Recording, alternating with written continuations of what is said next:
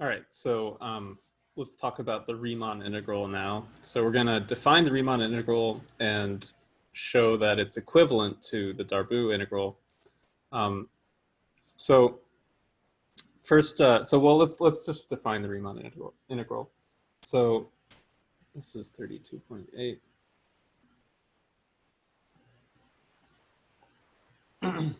So let f be a bounded function on a b and p the partition of a b. A Riemann sum a Riemann sum of f associated to or associated with the partition P is a sum of the form sum from k equals 1 to n of f of xk times tk minus 1, where each xk is in tk minus 1 tk. Okay, so there are infinitely many Riemann sums for any partition, right? Because we can choose different values of xk in each interval. That means it's like the Riemann sum is not just determined by the partition, but it's also determined by a choice of xk in each interval, right? So, so that's a Riemann sum. Then f is said to be Riemann integrable. Right. On AB if there is a number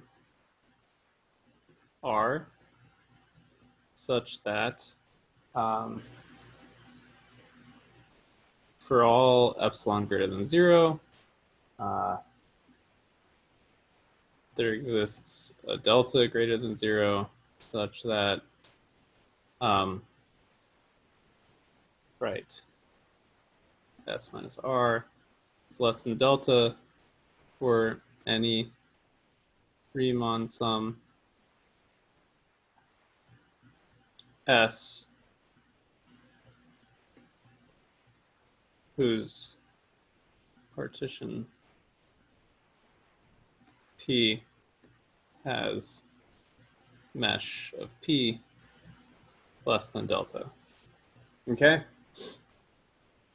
So this is kind of like the, you know, like an epsilon delta formulation of like a limit, right? Where it's like here R is the actual value of the integral. So in this case, we write R equals, and then they use this like script R. Let's see if I can write a better script R. Something like that. And then AB F. So this is just because for now, we don't know that the Riemann integral is the same as the Darboux integral. But once we prove that they're equivalent, we'll drop this like script R thing because, you know, both of them will refer to the same number. So we'll just use the normal integral symbol. so that's the theorem that we're going to prove. So this is theorem 32.9. A bounded function f on AB is Riemann integrable if and only if it is Darboux integrable and well, yeah.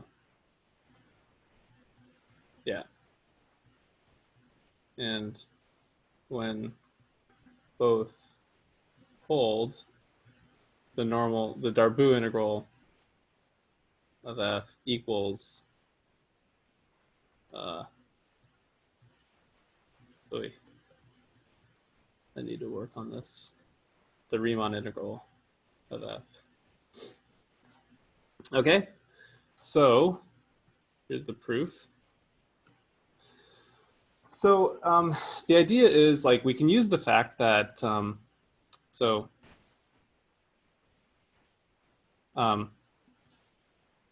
you know, let's see. Right. Well, first let's fix which direction we're going. So first, suppose f is Darboux integrable. Then, so for any p, we have L of fp is less than or equal to s less than or equal to u of fp for any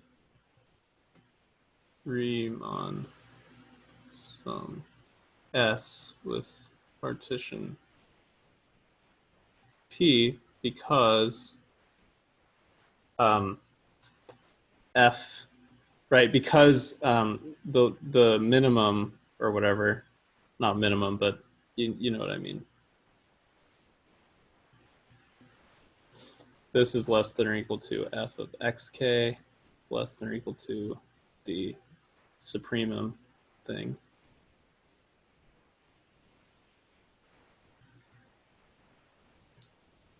For each k, right? So the Riemann sum is just somewhere in between the two, like between the upper and the lower sum, basically. So if we can force the upper and lower sums to be close to the actual Darboux integral, that will force S to be close to the Darboux integral as well, right? So by right.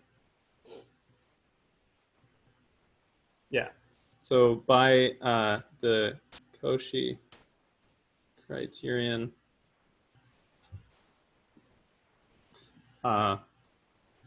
from theorem 32.7, there exists a delta greater than 0 such that for any p with mesh of p less than delta, we have u of fp minus L of fp less than epsilon, right? So this means for any such p, we have u of fp is less than L of fp plus epsilon, which is less than or equal to, right? L of fp is less than or equal to the actual integral. So the integral from a to b, f plus epsilon. And L of fp is greater than u of fp minus epsilon, which is greater than or equal to the integral from a to b of f minus epsilon, right? Because u of fp is greater than or equal to the integral of from a to b of f. Okay. So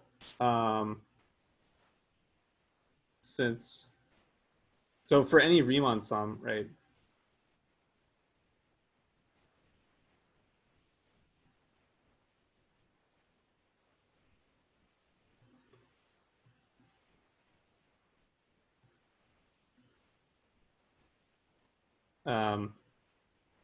Then like the integral from a to b of f minus epsilon is less than s less than the integral from a to b of f plus epsilon, right? Because s is between L of fp and u of fp. So s is bigger than this. So s is greater than this, and s is less than, or greater than or equal to, less than or equal to, right?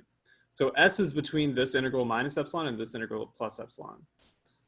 So if r equals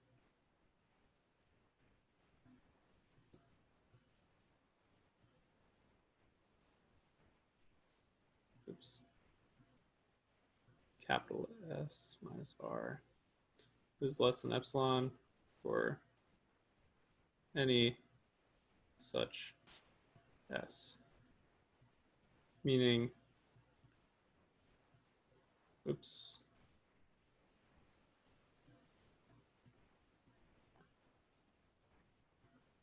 right. So we showed that the Riemann integral exists and it equals the Darboux integral in this case. So let's go the other way now.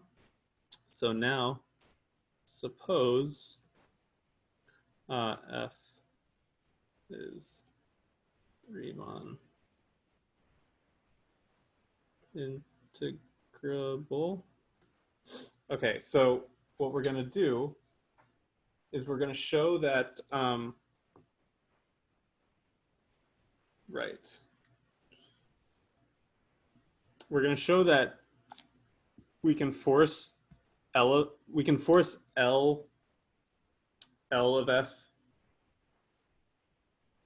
yeah, L of f to be, L of fp to be like arbitrarily close to the Riemann integral, and also u of fp to be arbitrarily close. So, all right, sorry. So I just have to reference something in the notes real quick. But yeah, so let's suppose f is Riemann integrable, and then let epsilon be greater than 0. We'll basically show that like L of f is greater than or equal to the Riemann integral minus like something proportional to epsilon for any epsilon. So that would mean L of f is greater than or equal to the Riemann integral. And then similarly, like a flipped argument would show that u of f is less than or equal to the Riemann integral. So then since L of f is also less than or equal to u of f in general, that would imply that they're equal and they both have to equal the Riemann integral. So right, so what we're going to do is use the definition of the Riemann integral to pick delta greater than 0 as in the definition of the Riemann integral. Oops. Right. So all I'm saying is that delta is chosen so that any Riemann sum on a partition whose mesh is less than delta causes S to be within epsilon away from the Riemann integral, right? That's all I'm saying. So I don't want to write all of that out. But we're picking delta the way that we're guaranteed to be able to do it by the definition of the Riemann integral, right? So then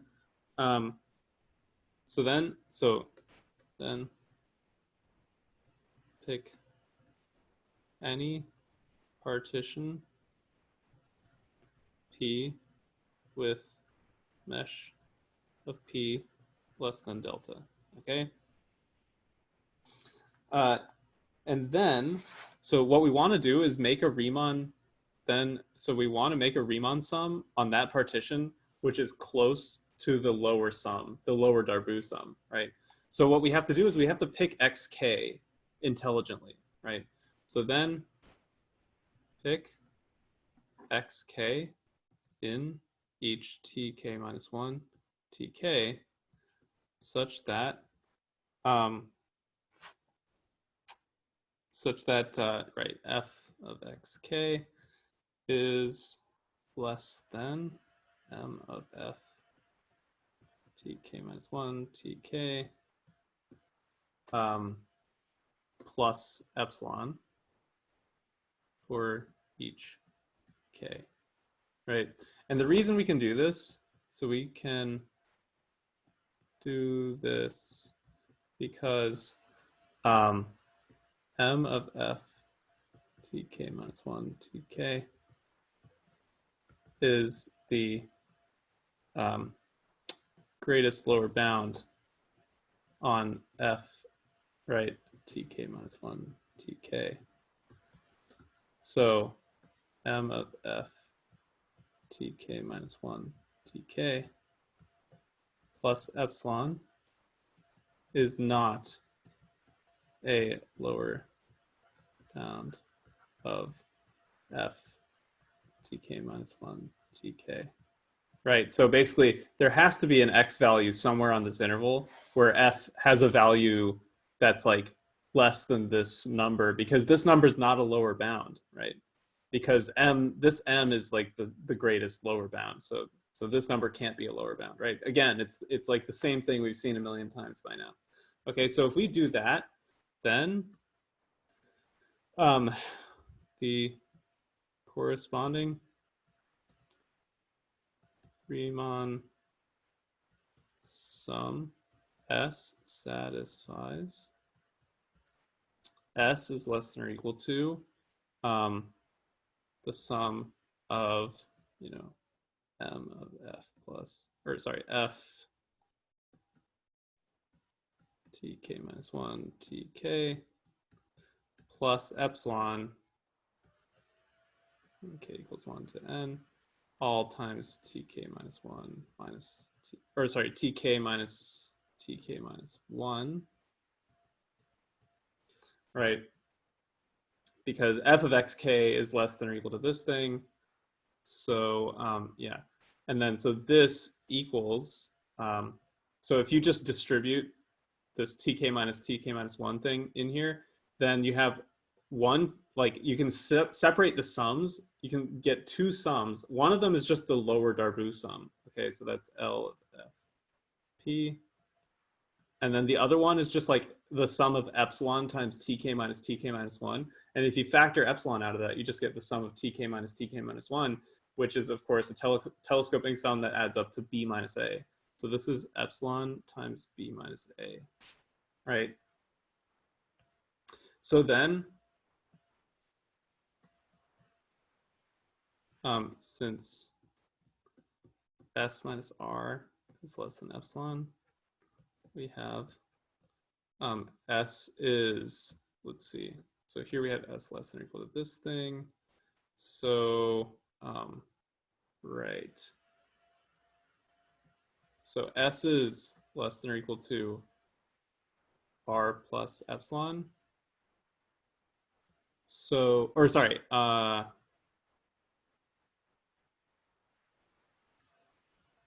r minus epsilon. Sorry, s is greater than or equal to r minus epsilon.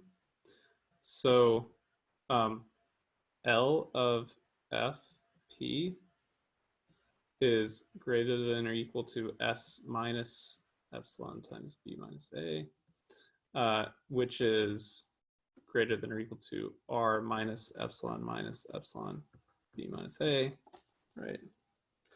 And L of f is greater than or equal to L of fp. So L of f is greater than or equal to r minus epsilon times 1 plus b minus a, which is just some constant, right? So since this is true for all epsilon greater than 0, we must have L of f greater than or equal to r. And then a mirrored argument shows that u of f is less than or equal to r. So L of f equals u of f equals r. right? Where R is the Riemann integral.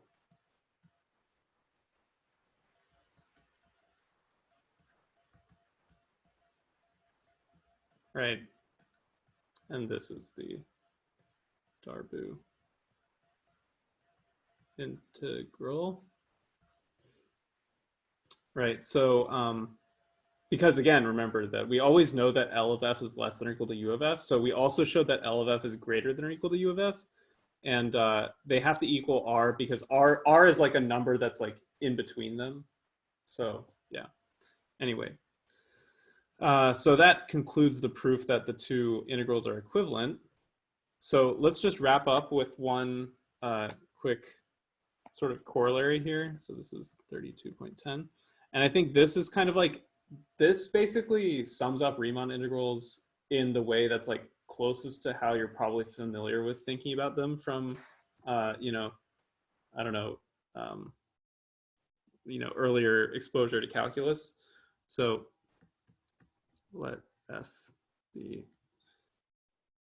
bounded, and I'm just going to say Ri for Riemann integrable on AB.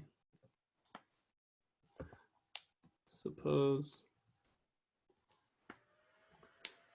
Sn is a sequence of Riemann sums with mesh of Sn going to 0 as n goes to infinity.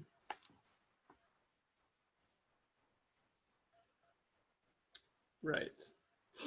Or sorry, I shouldn't say mesh of Sn.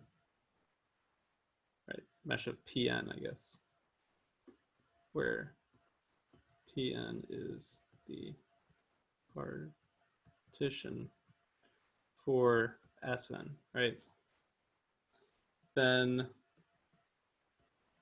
Sn converges to the integral as n goes to infinity. Remember, Riemann sums are just numbers, but they come from like choices of a partition and then a choice of like xk in each subinterval tk minus 1 tk. So this is really pretty straightforward. So proof. So let epsilon be greater than 0. Then there exists a delta such that if S is a Riemann sum with partition